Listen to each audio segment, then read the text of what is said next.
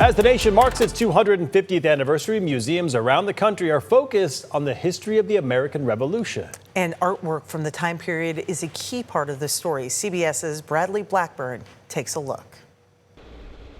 Inside New York's Metropolitan Museum of Art, the pictures on these walls shape how we imagine the creation of the nation, the founding fathers, the battles. People did have a chance to own these images. And curators Sylvia Yunt, Wolf Burchard, and Connie McPhee say art itself helped spark the revolution. It would have influenced people's perceptions of what was happening. It's very much about the circulation of ideas, of information, and of propaganda. They've gathered historic works from the Met's deep collection for the exhibit Revolution.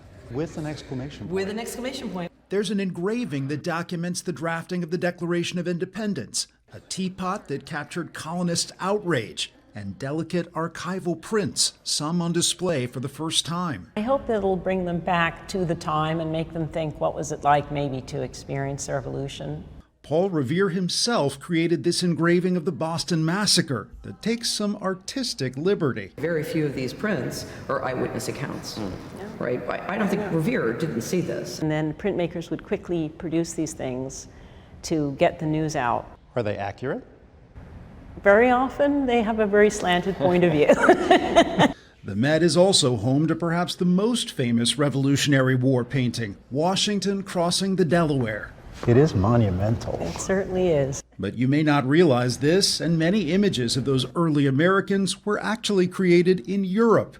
This portrait of Benjamin Franklin is by the official painter of the French king. We can actually imagine Franklin looked like that and could step out of the canvas. There's a real personality that comes through in these portraits. So it allows us at this distance, I think, to try to better understand who these figures were and why do we revere them today. Revolutionary art that remains a window into history. Bradley Blackburn, CBS News, New York.